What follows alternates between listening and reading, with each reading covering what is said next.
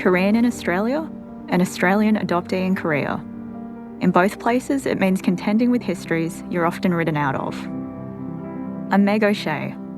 I'm a comic artist based on Gadigal and Wangal land in Sydney. I'm a Korean adoptee, and this is my IYAGI.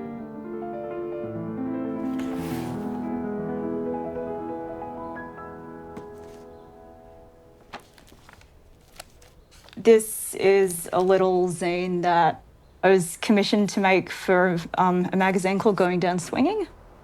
I got approached to do it while I was in Korea, and it was around the time that people had started calling me Jakyung, my Korean name, with like paper signing, like, you know, I wasn't Korean anymore, like I wasn't Jakyung anymore. I was in the guardianship of new people.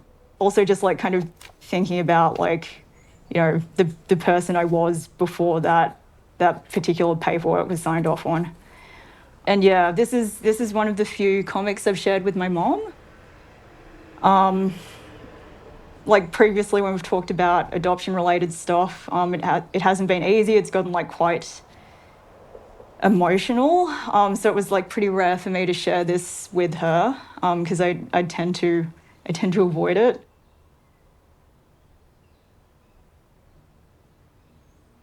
I'm working on a graphic novel where I'm able to properly articulate things I haven't been able to before, like the background of the Korean inter-country adoption program and how that's come to bear on my experiences and those of other adoptees.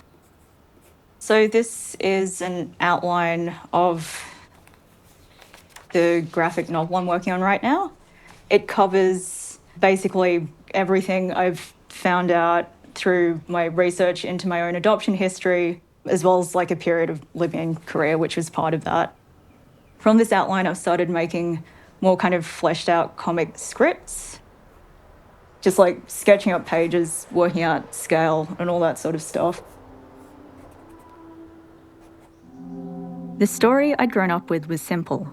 Passed on to me by my parents, it's the same one they had been told by the adoption agency and years of Western adoption culture.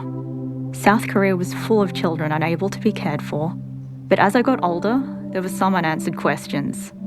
Like, why were there so many South Korean children unable to be cared for in the first place?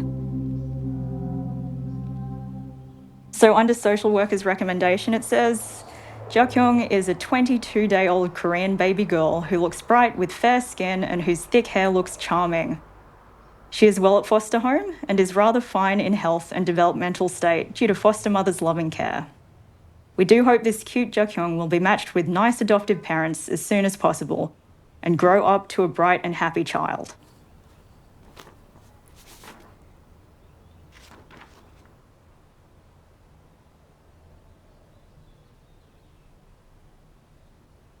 Initially, when I started finding out about the Korean adoption program and its history and all that kind of thing, I was furious. Like, one of the first things you tend to come across as an adoptee looking into that kind of thing, and, you know, meeting other adoptees, is that, you know, a lot of people's paperwork turns out to be inaccurate. Like, you find out about the numbers of children adopted overseas. You find out about, like, you know, how kind of the whole program depended a lot on exploiting single mothers a lot of the time, exploiting, like, you know, particular family situations, and how it was, you know, adoption was like formalized as a part of economic policy, basically, to, like, you know, take the pressure off welfare spending.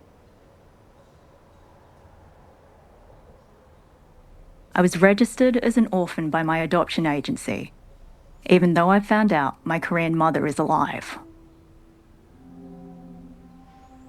My attempts to understand my history and myself have brought me back to Korea twice, once for a visit, once to live.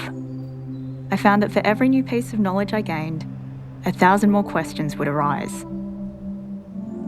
I'd reached a point where I basically realised I couldn't deny being Asian anymore, I couldn't deny being Korean anymore, so I started looking into, you know, those things that had made me Asian and Korean, so my birth family.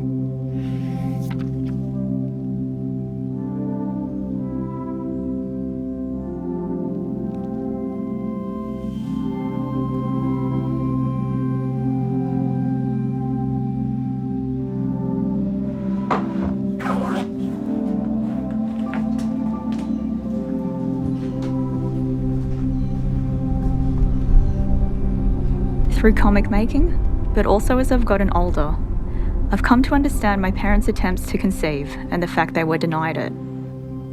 Where was the space for them to grieve the family they had to give up on, or come to terms with the physical and emotional trauma of that experience?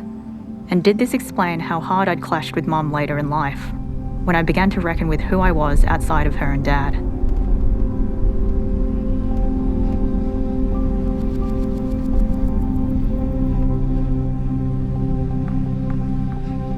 When it becomes a giant mess in my mind, in black lines, in block colours, I'm able to confront and give shape to the things I've been avoiding all my life. I'm finally able to make it all make sense.